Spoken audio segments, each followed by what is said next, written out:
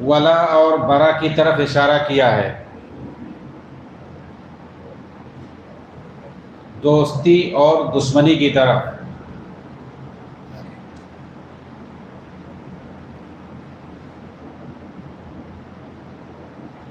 کہ ہماری دوستی اور دشمنی کس بنیاد پر ہونی چاہیے، جسے عربی میں ولا اور برا کہتے ہیں۔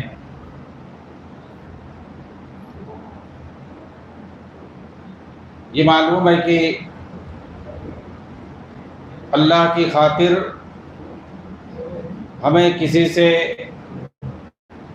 اختلاف ہونا چاہیے اور اللہ ہی کی خاطر دوستی ہونی چاہیے۔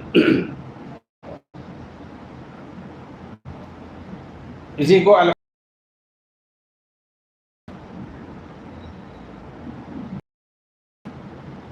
دنیاوی اغراض و مقاصد کے لیے نہیں۔ ہم کسی سے دوستی کرتے ہیں، دنیاوی اغراض اور مقاصد اس کے پیچھے کار فرما ہوتے ہیں۔ تو دنیاوی مقاصد جب ہمارے نکل جاتے ہیں، ہماری وہ دنیاوی مصلحتیں جب پوری ہو جاتی ہیں تو دوستی بھی ختم ہو جاتی ہے۔ کسی سے محبت اور دوستی ہماری اسی وقت تک رہتی ہے جب تک ہماری اس سے مفاد وابستہ ہے۔ ہمارا مفاد اس سے ختم ہو گیا، ہم جو اس سے فائدہ اٹھانا چاہ رہے تھے وہ ختم ہو گیا، دوستی بھی ہماری ختم ہو گئی۔ تو یہ دنیا کے اندر ایسا چلتا ہے۔ لیکن جب کہتے ہیں دین کی خاطر، اللہ کی خاطر دوستی کرنا، دشمنی کرنا، تو اس کا دوسرا مطلب ہوتا ہے۔ جیسے ہم دنیا کی خاطر دوستی کرتے ہیں فائدہ اٹھانے کے لیے کسی سے، ایسے ہی دشمنی بھی کرتے ہیں۔ دنیاوی طور پر ہمارا کچھ نقصان ہو گیا کسی سے، کسی کی وجہ سے، تو اسے ہم دشمنی کر لیتے ہیں۔ ہمارا کسی سے، کسی کی وجہ سے کچھ نقصان ہو گیا، یا کسی نے ہمارا کچھ ہڑپ لیا، کچھ مار لیا، تو ہم اس سے کیا کر لیتے ہیں؟ بائیکاٹ کر لیتے ہیں، دشمنی کر لیتے ہیں۔ یعنی ہمارا اس نے کوئی دنیاوی نقصان کیا ہے کسی وجہ سے، تو ہم اس سے دشمنی کر لیتے ہیں۔ یا ہمیں کسی سے کچھ دنیاوی طور پر فائدہ ہے تو اس سے ہم دوستی کر لیتے ہیں۔ تو یہ دوستی اور دشمنی جو ہے یہ دنیا کی بنیاد پر ہے۔ لیکن اللہ کی خاطر دینی اعتبار سے دوستی دشمنی کسے کہتے ہیں؟ الحب للہ والبغض فی اللہ۔ اللہ کی خاطر دوستی کرنا اور دشمنی کرنا۔ ہم کسی سے دوستی کرتے ہیں، کسی سے ہمیں محبت ہے، ہم اس سے ملاقات کرتے ہیں، اس کی زیارت کے لیے جاتے ہیں، اس سے ہمیں محبت ہے، اس سے دوستی ہے، اللہ کی خاطر۔ کوئی دنیاوی مقاصد وابستہ نہیں ہے۔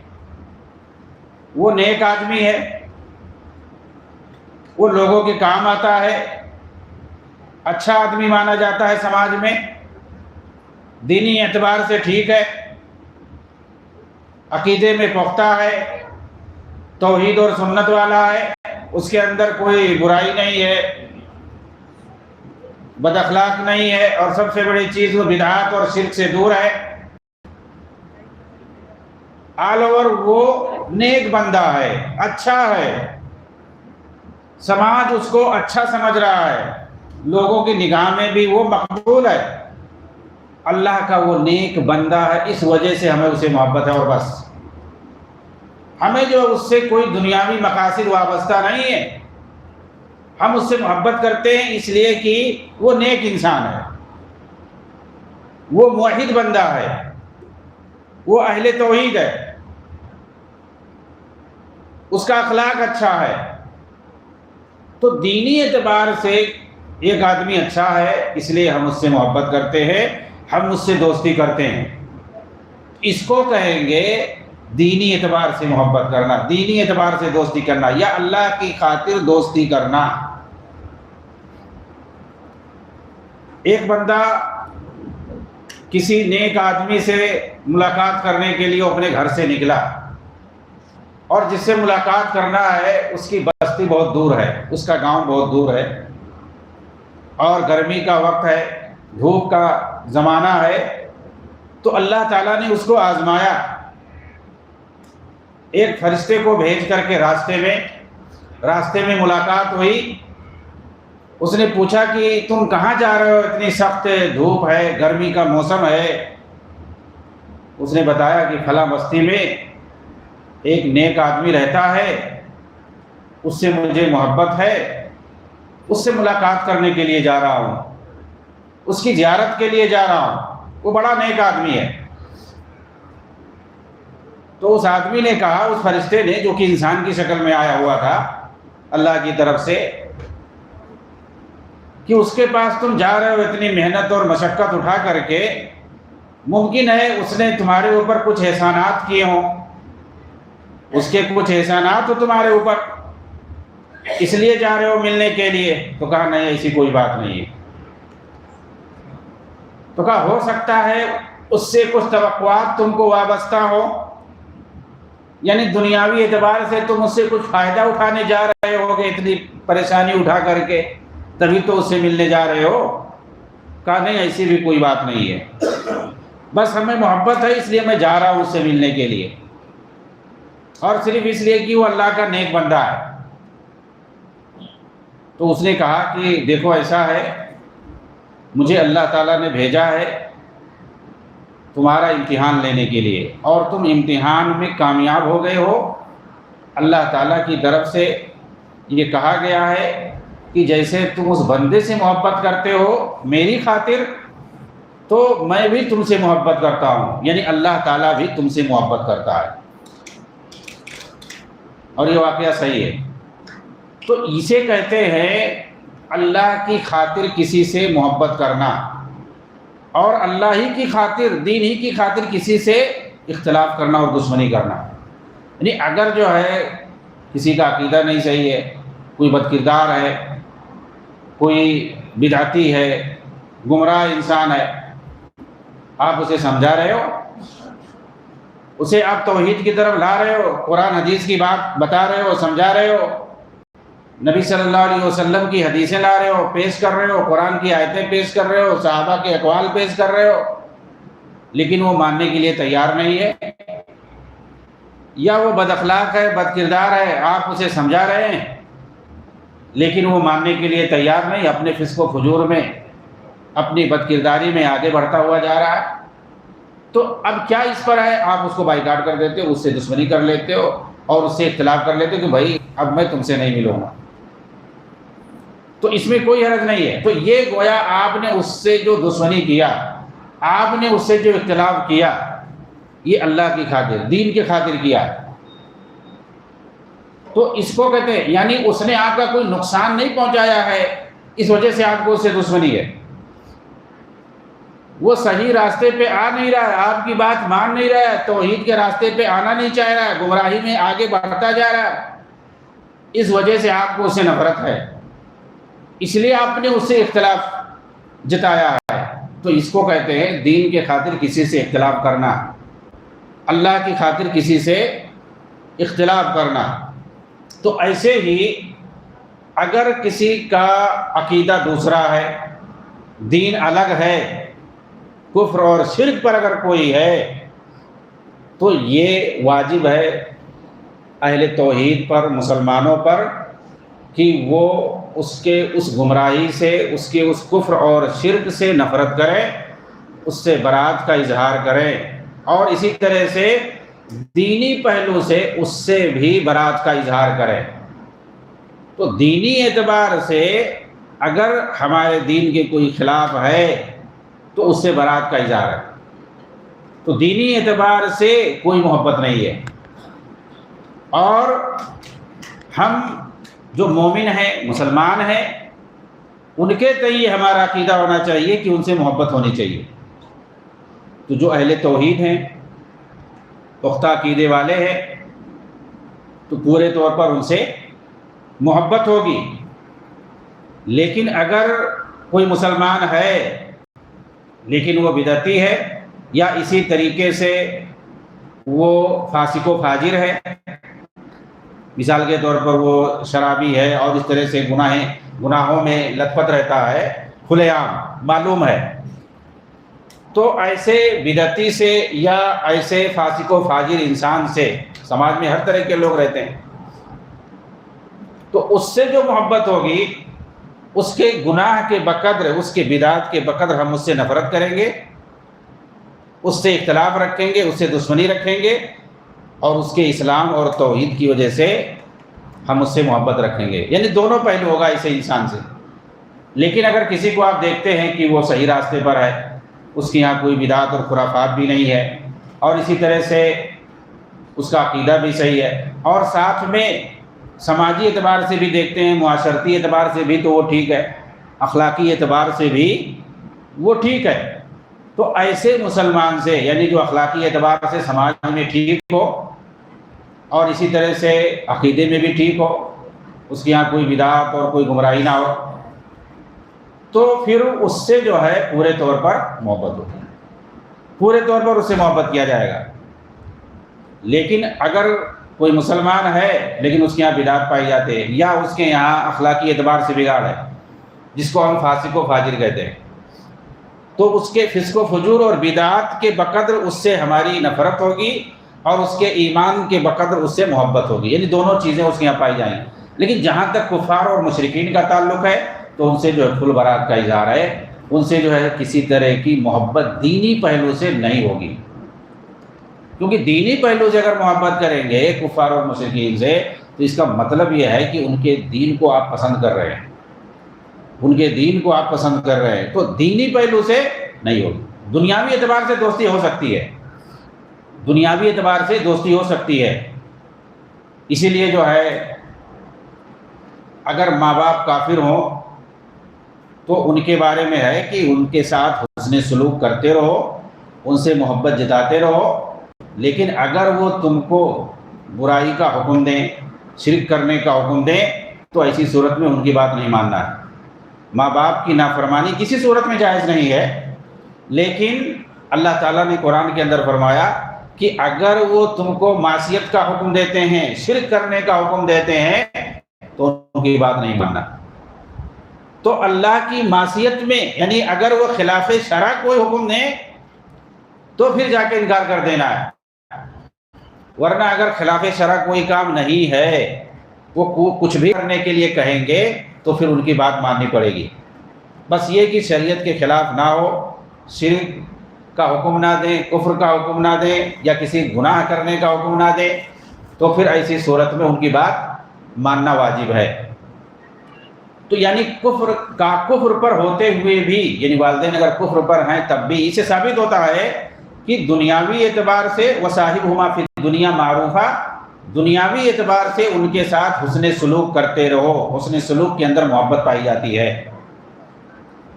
اسماء بنت ابی بکر نے نبی صلی اللہ علیہ وسلم سے پوچھا تھا، ان کی والدہ شرک پر تھی،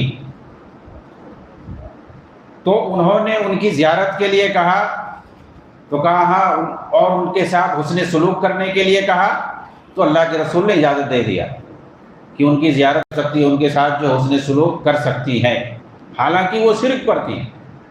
تو اس طریقے سے اگر کوئی مشرک ہے والدین میں سے، یا ایسا بھی ہو سکتا ہے کسی کا جو ہے شوہر جو ہے وہ شرک پر وہ ایمان نہیں لا رہا ہے، یا اس طرح سے اور آپس میں کوئی معاملہ ہے، کوئی رشتہ دار ہے، تو جن کے ساتھ حسن سلوک کی بات آئی ہے اور دین کا اختلاف ہے، تو دنیاوی اعتبار سے تو ہم اس کے ساتھ اچھے سے برتاؤ کریں گے، لیکن دینی پہلو سے ہمارا جو ہے اس کے ساتھ کوئی تعلق نہیں ہوگا. بہت سارے لوگ دینی اعتبار سے بھی ایک دوسرے کے ساتھ شیئر کرنے لگتے ہیں، محبت جتانے لگتے ہیں، بھائی چارہ جتانے لگتے ہیں، تو یہ بات صحیح نہیں ہے.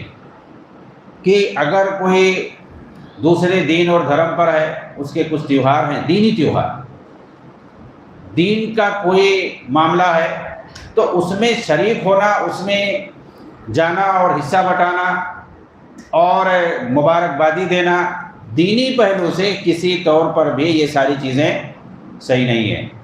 تو دینی اعتبار سے ہمارا ٹوٹل جو ہے اختلاف رہے گا۔ اسی چیز کو اللہ تعالیٰ نے یہاں کہا ہے کہ یا ایھا الذین آمنوا لا تتخذوا اليہود والنصارى اولیاء، کہ اے ایمان والو یہود اور عیسائیوں کو، یہودیوں کو اور عیسائیوں کو اپنا دوست نہ بناؤ۔ بعضهم اولیاء بعض، وہ آپس میں ایک دوسرے کے دوست ہیں۔ ومن یتولہم منکم فانہ منہم، اگر کوئی تم میں سے انہیں دوست بنائے گا تو وہ انہی میں سے ہو جائے گا۔ اللہ تعالیٰ ان اللہ لا یہدی القوم الظالمین، ظالموں کو اللہ تعالیٰ ہدایت نہیں دیتا ہے۔ تو دیکھیے یہاں پر اللہ تعالیٰ نے کیا فرمایا، یہود و نصارہ کا اللہ تعالیٰ نے ذکر کیا ہے، اس سے سارے غیر مسلمین مراد ہیں۔ تو ان سے جو ہے دوستی کرنے سے اللہ تعالیٰ نے منع کیا ہے اور کہا اگر کوئی ان سے دوستی کرے گا تو انہی میں سے ہو جائے گا۔ یہاں ایک پوائنٹ یہ ہے کہ یہاں دوستی سے مراد کیا ہے، یہی دینی اعتبار سے، یہ دوستی دینی اعتبار سے مراد ہے کہ ان کے دین کو اچھا سمجھنا، دینی اعتبار سے ان کا سپورٹ کرنا، یہ سب غلط ہے۔ تو دل سے دینی اعتبار سے ان سے محبت کرنا، دوستی کرنا، یہ بالکل صحیح نہیں ہے۔ لیکن دنیاوی اعتبار سے ہو سکتا ہے، جیسے کوئی ملک ہے یہودیوں کا ہے، عیسائیوں کا ہے، یورپ وغیرہ، امریکہ وغیرہ میں بہت سارے ممالک ہیں عیسائیوں کے، بلکہ عیسائیوں کی تعداد بھی سب سے زیادہ۔ تو عیسائیوں سے، جو عیسائی ملک ہیں، کرسچین ملک ہیں، ان سے جو ہے سیاسی اور سفارتی تعلقات قائم کرنا، ان سے جو ہے تجارتی تعلقات قائم کرنا، دنیاوی اعتبار سے یہ ساری چیزیں صحیح ہیں، اس میں کوئی ممانعت نہیں ہے۔ تو دنیاوی اعتبار سے، مثال کے طور پر دنیاوی اعتبار سے ان کا کوئی کام ہے، شادی بیاہ ہے یا اور کوئی چیز ہے، اس میں اگر دعوت بھی دیتے ہیں تو اس میں بھی شریک ہو سکتے ہیں، کوئی مسئلہ نہیں ہے۔ دینی عنصر نہ ہو، دین کا کوئی معاملہ نہ ہو، دنیاوی اعتبار سے اگر کوئی کام ہے، کوئی کاروبار ہے تو اس میں جو ہے کوئی مسئلہ نہیں ہے۔ اللہ کے رسول صلی اللہ علیہ وسلم سے، صحابہ کرام سے یہ ساری چیزیں ثابت ہیں کہ دنیاوی اعتبار سے آپ صلی اللہ علیہ وسلم کے تعلقات تھے غیر مسلموں سے، یعنی یہودیوں سے، عیسائیوں سے، سب سے جو ہے آپ صلی اللہ علیہ وسلم کے تعلقات تھے۔ بلکہ اللہ کے رسول صلی اللہ علیہ وسلم کا جو انتقال ہوا ہے اس وقت حدیث میں آتا ہے کہ آپ کے پاس جو زرہ تھی اس کو گروی میں آپ نے ایک یہودی کے پاس رکھا ہوا تھا، جو کے بدلے کچھ سا جو ہے جو کے بدلے آپ نے اپنی زرہ جو اس کے پاس رکھا ہوا، یعنی آپ نے اسے کچھ جو کھانے کے لیے لیا ہوا تھا ادھار کے طور پر، اور اپنی زرہ کو اس کے پاس رکھا ہوا تھا۔ تو یہودیوں سے آپ کے تعلقات تھے، عیسائیوں سے بھی۔ حضرت عمر رضی اللہ تعالیٰ عنہ کے زمانے میں عیسائی باقاعدہ ملک شام سے، مصر سے، قبطی جو ہوتے تھے، وہ لوگ مدینے میں آتے تھے سامان فروخت کرنے کے لیے۔ خود نبی صلی اللہ علیہ وسلم کے زمانے میں قبطی اور ملک شام کے عیسائی، وہ لوگ مدینہ کی جو مارکیٹ تھی وہاں سامان بیچنے کے لیے آتے تھے، یعنی مسلمانوں کی مارکیٹ میں۔ ابی بن کعب ابن مالک رضی اللہ تعالیٰ عنہ بہت بڑے صحابی ہیں، ان کے واقعے سے پتہ چلتا ہے غزوہ تبوک میں پیچھے رہ گئے تھے، ان کا بائیکاٹ کر دیا گیا تھا کچھ دنوں کے لیے۔ وہ کہتے ہیں کہ میں مارکیٹ میں جاتا تھا، مجھ سے کوئی سلام نہیں کرتا تھا۔ ایک جو ہے قبطی جو سامان اپنا بیچنے آتا تھا مدینہ میں، وہ مجھ سے ملا اور اس نے کہا کہ غسانی حکومت تھی، غسان کے بادشاہ نے یہ خط دیا ہے تم کو۔ اس لیے دیا ہے؟ وہ کہا کہ بھائی تمہارے جو حاکم ہیں انہوں نے تمہارا بائیکاٹ کر دیا، تو ہمارے پاس چلے آؤ، ہم تمہیں عزت دیں گے۔ تو کعب بن مالک رضی اللہ تعالیٰ عنہ وہ کہہ رہے ہیں کہ یہ تو بڑی مصیبت ہے، گرچہ ہمارا بائی کاٹ ہو گیا ہے، یہ اللہ کی طرف سے ہے، ہم کیسے اس کے پاس جائیں گے؟ وہ خط انہوں نے جا کر کے تنور میں جلا دیا، اس کے پاس نہیں گئے۔ واقعہ بہت لمبا ہے،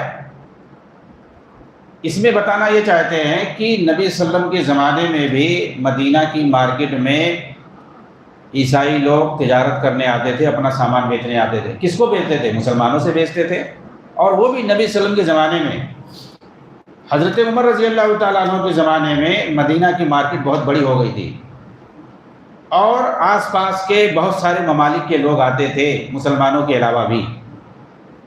تو تجارتی تعلقات قائم کر سکتے ہیں، سیاسی اور سفارتی تعلقات بھی قائم کر سکتے ہیں، اس میں کوئی حرج نہیں ہے۔ اللہ کے رسول صلی اللہ علیہ وسلم نے مکہ والوں سے معاہدہ کیا تھا، صلح حدیبیہ مشہور ہے، اور جب غزوہ تبوک پر گئے تھے، واپس آئے تو بہت سارے کافر جو ہے قبائل سے آپ نے معاہدے کیے۔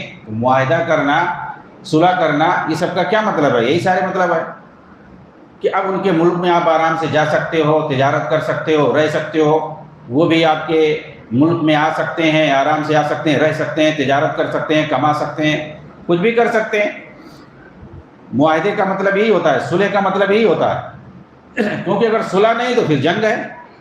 تو عام طور سے ایک ممالک ایک دوسرے سے صلح کی حالت ہی میں رہتے ہیں۔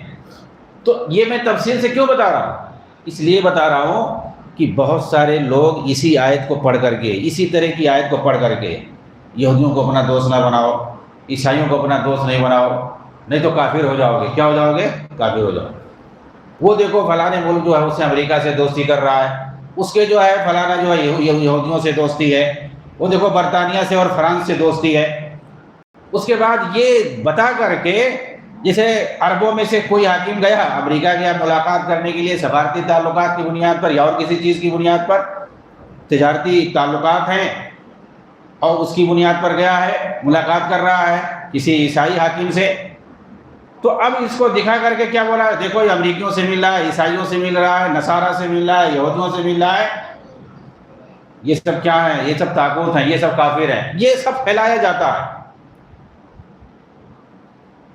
اور موجودہ دور میں یہ جو اخوان المسلمین عربوں میں ہے اور ادھر اپنے جماعت اسلامی والے، یہ لوگ زیادہ یہ ٹرینڈ پھیلاتے ہیں اس طرح کی آیتوں کو پڑھ کر کے، یا ایھا الذین آمنوا لا تتخذوا اليہود والنصارى اولیاء بعضهم اولیاء بعض،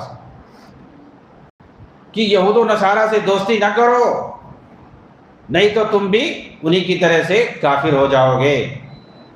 حالانکہ آپ دیکھو گے یہی لوگ جو فتویٰ دیتے ہیں تفصیل بتائے بغیر، آپ قرآن میں جائیں گے تفصیل پڑھنے کے لیے تو وہ ساری چیزیں جو میں نے بتایا ہے یہ سب ملے گا کہ یہاں کیا مراد ہے۔ دینی پہلو سے مراد ہے، جو منع کیا گیا ہے دینی پہلو سے منع کیا گیا ہے۔ نبی صلی اللہ علیہ وسلم کے پاس حضرت عمر رضی اللہ تعالیٰ عنہ تورات سے کچھ چیزیں لکھ کر کے لائے اور اس کو پڑھنا شروع کر دیا۔ تورات سے کچھ چیزیں لکھ کر کے لائے، اس میں کچھ چیزیں ان کو اچھی لگی، لکھ کر کے لائے، نبی صلی اللہ علیہ وسلم کے پاس پڑھنا شروع کر دیا۔ نبی جب وہ پڑھ رہے تھے، اللہ کے رسول جو ہے غصہ ہو رہے تھے، چہرہ آپ کا سرخ ہو رہا تھا۔ ان کو اشارہ کیا گیا کہ تم پڑھ رہے ہو اور نبی صلی اللہ علیہ وسلم غصہ ہو رہے ہیں، پھر انہوں نے بند کر دیا، کہتے ہیں جا کر کے اس کو پھاڑ کر کے پھینک دیا۔ اس کے بعد اللہ کے رسول صلی اللہ علیہ وسلم نے کیا فرمایا تھا کہ میرے ہوتے ہوئے تم لوگ کہاں بھٹکے جا رہے ہو ادھر ادھر؟ آج اگر موسیٰ بھی زندہ ہوتے تو میری پیروی کرتے، میری اتباع کیے بغیر ان کو بھی کوئی چارہ نہیں ہوتا۔ تم تورات لا کر کے پڑھ کے سنا رہے ہو، قرآن کے ہوتے ہوئے، حدیث کے ہوتے ہوئے تورات لا کے پڑھ رہے ہو۔ تو یہ گویا ایک طرح سے نبی صلی اللہ علیہ وسلم کے زمانے میں صحابہ سے بہت ساری طرح سے غلطیاں ہوئی تو وہ اصلاح پھر اللہ کے رسول کرتے تھے۔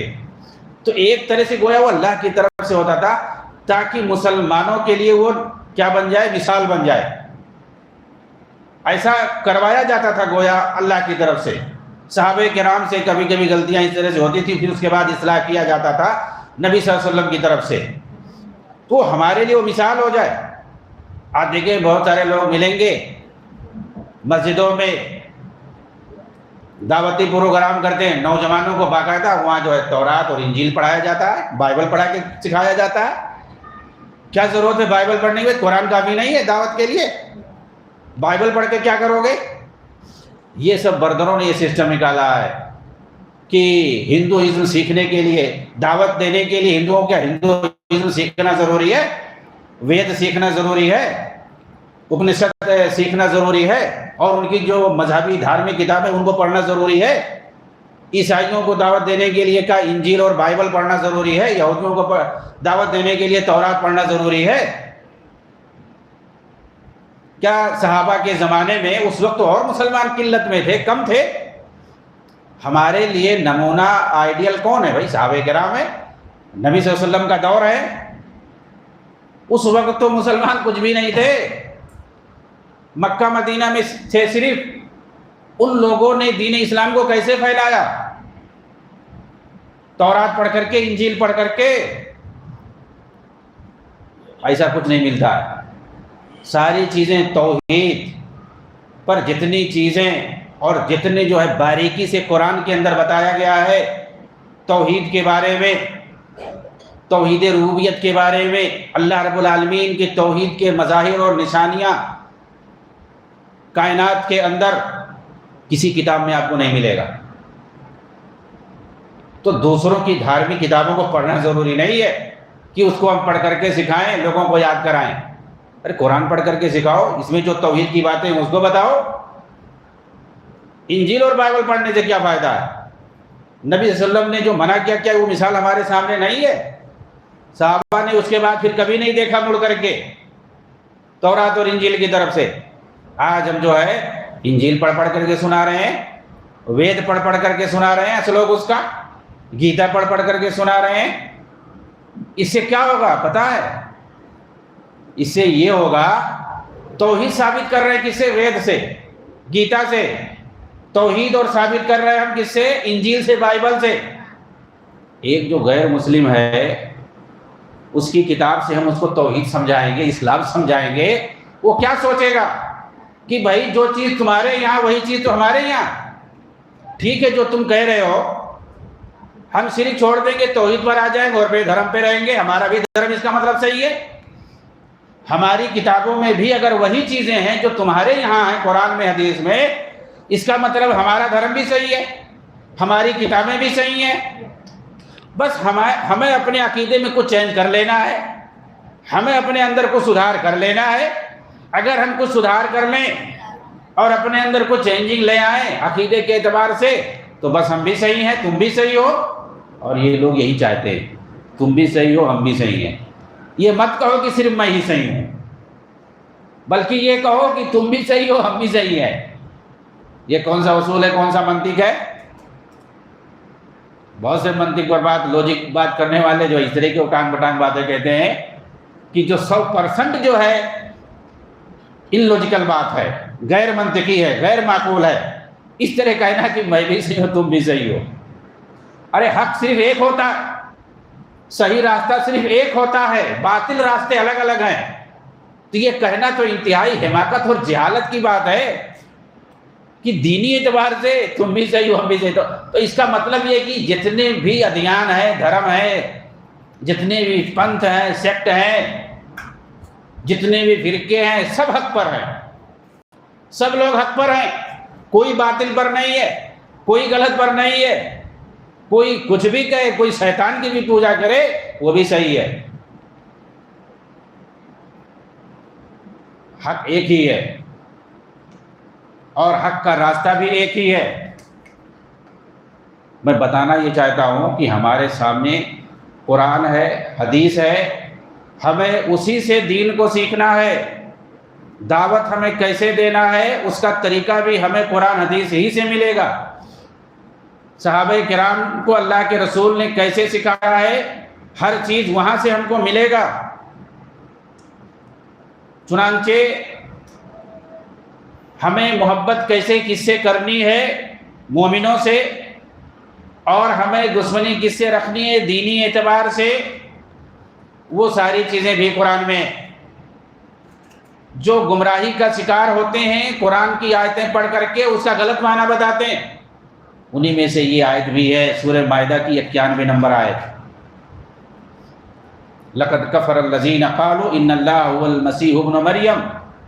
ارے بھائی عیسائیوں کو کافر کہا گیا ہے کیونکہ وہ صاف صاف عیسیٰ ابن مریم کو اللہ کا بیٹا کہتے ہیں، بلکہ خدا ڈائریکٹ بولتے ہیں، کہتے ہیں ان اللہ هو المسیح ابن مریم، اللہ ہے کون؟ مسیح ابن مریم ہی اللہ ہیں، وہ ڈائریکٹ بولتے ہیں۔ تو اس آیت کو میں نے اس لیے پڑھ کر کے بتایا ہے کیونکہ مسلمانوں ہی کے اندر ہم ہی لوگوں میں اس آیت کو پڑھ کر کے اس کا غلط مفہوم بتایا جاتا ہے۔ تو اس کا مفہوم جو یہی ہے کہ دینی اعتبار سے ہمیں جو ہے دوستی نہیں کرنا چاہیے، دلی دوستی نہیں ہونی چاہیے جو مسلمان نہیں ہے، جو مومن نہیں ہے، ایمان والے جو نہیں ہے۔ دنیاوی اعتبار سے ہو سکتا ہے لیکن دلی اعتبار سے، دینی اعتبار سے یہ صحیح نہیں ہے۔ اور جو لوگ مطلق طور پر بولیں گے ان کے آپ دیکھیں گے دنیا بھر کا تضاد پایا جائے گا۔ وہ ساری آیتوں کو تو غلط فٹ کریں گے دوسروں پر جو ان کے عقیدے اور منہج کے خلاف ہوتے ہیں۔ ان کے ملک والے اگر امریکہ سے یا کسی سے بھی عیسائی ملک سے دوستی کریں گے تو انہیں کوئی پریشانی نہیں ہے، تجارت کا معاملہ ہے، سیاست کا معاملہ ہے، کر رہے ہیں۔ افغانستان والے طالبان کسی سے بھی ملاقات کر رہے ہیں، چاہے ہندوستان سے، افغانستان، چین سے، رشیا سے، کسی بھی ملک سے وہ اپنا رابطہ بڑھا رہے ہیں، تعلقات قائم کر رہے ہیں، سیاسی طور پر، سفارتی اور تجارتی طور پر۔ تو وہ لوگ اچھے ہیں، کوئی مسئلہ نہیں ہے، لیکن اگر اس طرح سے ملاقات کون کر رہا ہے؟ عرب والے کر رہے ہیں، تو لوگ منافق ہیں، وہ لوگ کافر ہیں، ایسے اور ویسے ہیں۔ تو یہ لوگ کیا ہے، کس ایک آیت کو اپنے لیے دوسری طرح سے فٹ کریں گے اور دوسروں کے لیے، غیروں کے لیے جو ان کے خلاف ہوں گے ان پر جو ہے غلط فٹ کریں گے۔ یہ خود اپنے بچوں کو یورپ اور امریکہ کے یونیورسٹیوں میں پڑھنے کے لیے بھیجتے ہیں اور وہاں یہ خود جو ہے سیٹلمنٹ رہتے ہیں، یہ خود وہاں پر رہتے ہیں، اپنے بچوں کو اعلیٰ تعلیم حاصل کرنے کے لیے امریکہ اور یورپ کے یونیورسٹیوں میں بھیجتے ہیں، کمانے کے لیے بھیجتے ہیں۔ آپ دور نہ جائیں، جماعت اسلامی کی جو بانی ہے مولانا مودودی، ان کا بیٹا خود جو ہے امریکہ میں رہتا تھا، وہیں پر پریکٹس کرتا تھا بفلو کے اندر، اور یہ خود وہیں علاج کرانے کے لیے گئے تھے اور وہیں ان کی موت ہوئی تھی امریکہ میں۔ ایسے ہی آپ بڑے بڑے اخوانیوں کو دیکھیں گے، ان کے بچے سے ادھر ہی امریکہ ہی میں رہتے ہیں اور یہ ادھر فتویٰ ماریں گے کہ امریکہ طاغوت ہے، اس سے جو دوستی کرے وہ کافر ہے، اور یہ لوگ خود ادھر ہی رہتے۔ تو ان کو فتویٰ بھی ایسے ہی دلایا جاتا ہے مسلم نوجوانوں کو گمراہ کرنے کے لیے، اور کوئی چیز نہیں، مسلم نوجوانوں کو گمراہ کرنے کے لیے اور مسلم جو حکمران ہیں ان کو بدنام کرنے کے لیے، مسلم افواج کو بدنام کرنے کے لیے، ان کو کمزور کرنے کے لیے اور کمزور دکھانے کے لیے، تاکہ دوبارہ یہ اٹھ نہ پائیں۔ اس پہ گفتگو طویل ہو سکتی ہے، اس لیے میں اسی پر اپنی بات کو ختم کرتا ہوں۔ انشاءاللہ سورہ انعام سے متعلق کے اگلے دن تفصیل سے بات آئے گی، اور اس کے اندر جو احکامات ہیں، خاص طور سے 151 اور 52 نمبر آیت، جس کے اندر 10 وصیتوں کا ذکر ہے کہ اللہ رب العالمین نے ایک ساتھ اپنے مومن بندوں کو وہ کون سی 10 وصیتیں ہیں جو کی ہیں، تو اس کا جو ہے تفصیلی ذکر آئے گا اگلے دن۔ آج میں اسی پر اکتفا کرتا ہوں۔ وآخر دعوانا ان الحمدللہ رب العالمین۔ اگر ہاں انڈیا اور پاکستان کے لوگ وہ ہجرت کر کے ترکی جاتے ہیں، وہاں کی نیشنلٹی لیتے ہیں، وہ جا رہا وہ صحیح ہے؟ ترکی میں مسئلے جاتے ہیں۔ ہاں دیکھیے، کوئی ترکی میں جاتا ہے یا کہیں بھی جاتا ہے، کمانے کے لیے جاتے ہیں تو کمانے کے لیے آدمی کہیں بھی جا سکتا ہے، کوئی مسئلہ نہیں ہے، لیکن ایسی جگہوں پر جانے سے بچنا چاہیے جہاں پر ایک مسلمان کو اپنے دین پر کھل کر عمل کرنے کی اجازت نہ ہو، وہاں پر تکلیف و پریشانی ہو۔ دینی اعتبار سے اگر کہیں پر پریشانی ہو رہی ہے تو ایسی جگہ پہ نہیں جانا چاہیے، لیکن اگر دینی اعتبار سے آزادی ہے کہ آدمی وہاں کھل کر سب کچھ کر سکتا ہے، اپنے دین کو پریکٹس کر سکتا ہے، ہر اعتبار سے وہ آزاد ہے، تو وہاں جانے میں کوئی حرج نہیں ہے۔ مصطفیٰ اتاتürk کا کیا ہوا؟ اس کی تو پھر لمبی کہانی ہے۔ مصطفیٰ اتاتürk وہ تو یہودی تھا، اس نے جو ہے سب کچھ وہاں اسلام کی جو نشانیاں تھیں سب کچھ اس نے ختم کر دیا تھا تقریباً، حتیٰ کہ اذان بھی ترکی زبان میں دلواتا تھا، تو آپ سمجھ سکتے ہیں۔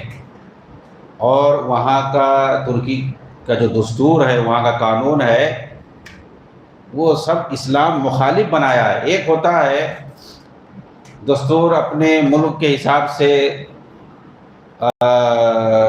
لوگوں کے حساب سے بناتا ہے بھلائی کے اعتبار سے، ٹھیک ہے، لیکن اس کو دشمنی تھی اسلام سے، تو بہت ساری چیزیں اسلام میں جو ہے تو اس کے خلاف لانا، میراث میں، طلاق میں، یا جو خانگی مسائل ہوتے ہیں ان ساری چیزوں میں، اور بہت سارے جو عدالتوں میں بہت ساری چیزیں ہوتی ہیں، سزائیں ہوتی ہیں، تو وہ چن کر کے اسلام کے خلاف اس نے سب کچھ بنایا ہے، اور آپ تعجب کریں گے اسی کا بنایا ہوا دستور چل رہا ہے۔ دوسرے مسلم ملکوں کی بات آپ کریں گے، پاکستان ہو، بنگلہ دیش ہو، کوئی بھی ہو، تو یہ ہوتا ہے کہ چلو ٹھیک ہے، وضعی قانون ہے، دستور بنایا ہوا انسان کا، پارلیمانی نظام ہے، پارلیمنٹ میں لوگ بناتے ہیں، تو ایک خیال کرتے ہیں کہ کہیں جو ہے اسلام کے خلاف زیادہ نہ ہونے پائے، کوئی قانون اسلام کے خلاف نہ بننے پائے، یہ خیال کرتے ہیں۔ حالانکہ سزا وزاؤں میں یہ سب خیال نہیں کرتے ہیں، لیکن بہت سارے مسائل میں کرتے ہیں، دیکھتے ہیں کہ کہیں جو ہے غلط نہ ہونے پائے، اسلام کے خلاف نہ ہونے پائے۔ اور خانگی مسائل وغیرہ میں تو اسلام ہی کے مطابق عام طور سے چلتے ہیں، مسلم ممالک کیا غیر مسلم ممالک میں بھی مسلمانوں کو اختیار ہوتا ہے، ان کا پرسنل لا ہوتا ہے کہ آپ اپنے دین کے حساب سے چل سکتے ہیں، یہاں کا دستور اس میں مداخلت نہیں کرے گا۔ خود انڈیا اس کے لیے مثال ہے، آزادی ہر اعتبار سے، لیکن وہاں پر اسلام کے خلاف اس نے قانون سب بنایا۔ ایسا جو ہے کافر ملکوں میں بھی نہیں ہوتا کہ جان بوجھ کر کے اسلام کے خلاف قانون بنایا جائے، لیکن اس نے اسلام کے خلاف جان بوجھ کر کے سب قانون بنایا ہے۔ لیکن تعجب کی بات میں بتاؤں، آج بھی اسی کا قانون چل رہا ہے، اسی کا قانون چل رہا ہے، اس کو سجدہ کرایا جا رہا ہے اسکول میں، کالج میں۔ جی ہاں، اس کی جو ہے بڑی بڑی تصویریں لگائی جاتی ہیں اور سجدہ کرایا جاتا ہے۔ آج بھی 20-25 سال سے رجب طیب اردگان جو وہاں کا حاکم ہے، جس کو یہ اخوانی جماعت اسلامی والے بہت بڑا مسلمانوں کا مسیحا سمجھتے ہیں، یہ سب اسی کے دور میں ہو رہا ہے۔ اور سالانہ جو ہے جب سال پورا ہو جاتا ہے، اس کی برسی کا دن آتا ہے، اس کا بہت بڑا مزار ہے، وہاں پر باقاعدہ جاتا ہے پھول چڑھانے، اور وہاں پہ جا کے سجدہ کرتے ہیں لوگ، اور یہ حلف اٹھاتے ہیں ہر سال یہ لوگ، رجب طیب اردگان اور جتنے بھی وہاں پر حکمران ہوتے ہیں، وزراء وغیرہ، کہ ہم جو ہے اپنے ملک کے دستور کی حفاظت کریں گے، اور اس دستور کو جن لوگوں نے بنایا ہے ان کے نقش قدم پر چلیں گے۔ ایک بھی قانون میں رد و بدل نہیں کیا ہے۔ 2012 سے یہ بندہ حاکم ہے وہاں کا، کبھی وزیر اعظم، کبھی صدر، ادھر ادھر پلٹ کر کے، پلٹی مار کر کے، قانون بدل کر کے، کبھی وزیر اعظم کبھی صدر، ایسے بن کے رہتے۔ جیسے روس کے اندر جو پوٹین ہے، وہاں کا قانون بدلی کر کے وہ بھی ایسے کرتا ہے، ایسے ترکی میں بھی ہوتا ہے۔ ایسے کا سوال جو تھا شیخ، کیا ہندوستان ایسے کا سوال یہ پوچھنا چاہ رہے تھے، ہندوستان میں ہمارے پاس آزادی ہے اسلام میں چلنے کی، پھر کیوں ہجرت کرنا بولنے کا یہ پوچھنا چاہ رہے تھے۔ یہاں آزادی ہے، پاکستان میں آزادی ہے، تو لیکن ترکی میں جانا ضروری کیوں ہے؟ ضروری نہیں ہے، جیسے ہندوستان میں آزادی ہے، لیکن پھر بھی لوگ جا رہے ہیں نا، کس لیے جا رہے ہیں؟ مادیت کی وجہ سے جا رہے ہیں، پیسہ کمانے جا رہے ہیں۔ یہاں ہو سکتا ہے وہ اتنا جو ہے مالی اعتبار سے خوشحال نہ ہو، تو وہ دوسرے ملک میں جا رہے ہیں، امریکہ جا رہے ہیں، یورپ جا رہے ہیں، ترکی بھی لوگ جاتے ہیں، ترکی بھی یورپ ہی کا حصہ ہے، وہ بھی جو ہے دنیاوی اعتبار سے خوشحال ملک ہے، ہندوستان سے کئی گنا آگے ہے وہ دنیاوی اعتبار سے، تو لوگ جاتے ہیں، انڈیا سے تو کم، پاکستان سے بہت جاتے ہیں، وہاں شفٹ ہوتے ہیں، وہاں پر تو کسی تو کو کمانے کھانے جاتے ہیں۔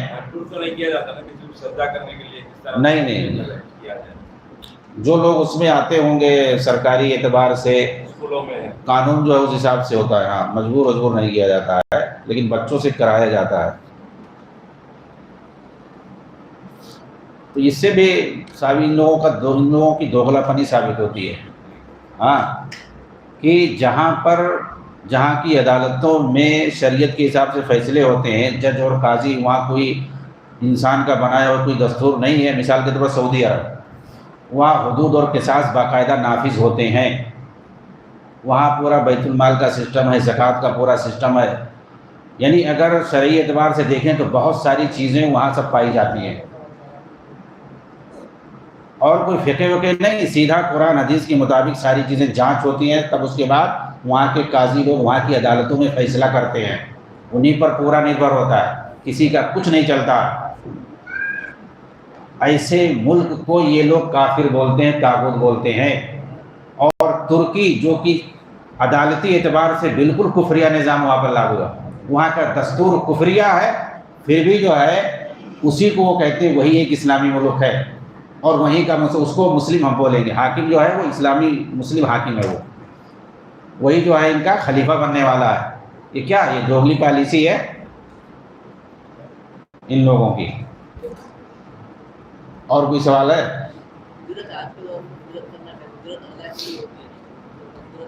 ہجرت سے مراد ان کی انتقال، ادھر سے ادھر جانا ہو گیا۔ ہجرت یہ قیامت تک باقی ہے۔ ہجرت اگر دیکھا جائے دینی اعتبار سے جس کو ہجرت کرتے ہیں، شریعت میں جس کو ہجرت کہتے ہیں، دینی اعتبار سے اگر پریشانی ہو رہی ہے تو آدمی ہجرت کرے گا ایک جگہ سے دوسری جگہ،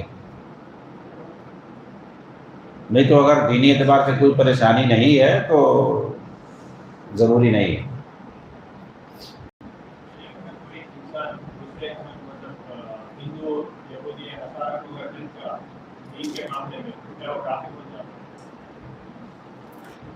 نہیں، تکفیر کے تو الگ شرائط ہیں، سب بنے گا نہیں بنے گا، ہاں، لیکن دینی اعتبار سے کسی کا تعاون نہیں کر سکتے ہیں، دینی اعتبار سے صرف جو ہے مسلمانوں کا تعاون کر سکتے ہیں۔ کریں گے تو اب یہی کہیں گے کہ صحیح نہیں ہے، اب وہ کس نیت سے کر رہا ہے، کیا وجہ ہے، وہ سب دیکھ کر کے حجت قائم کر کے تکفیر تک تب جائیں گے، فوراً تکفیر نہیں کریں گے۔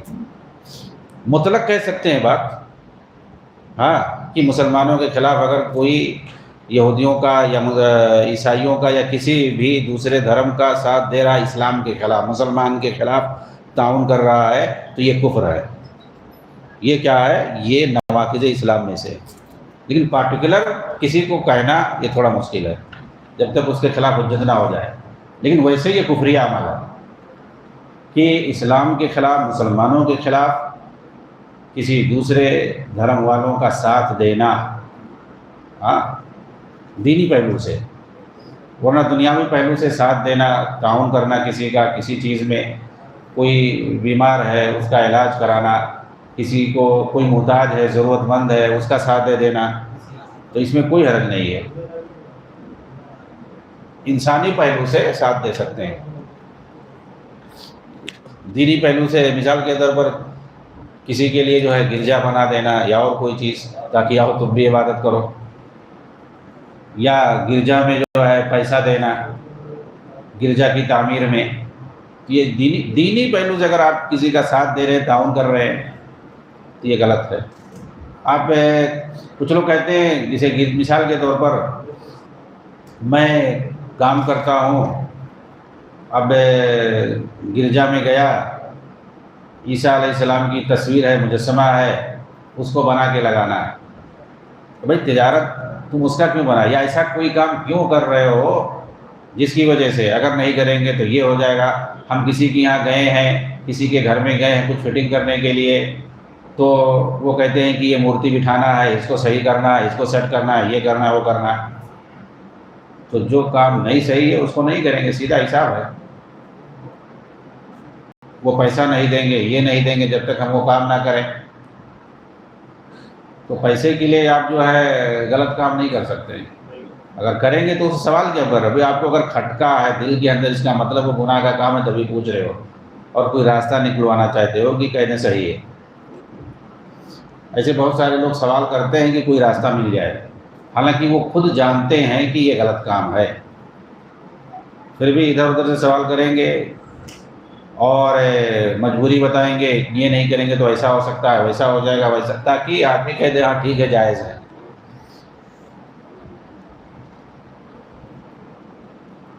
چلیے بند کر دیے نا۔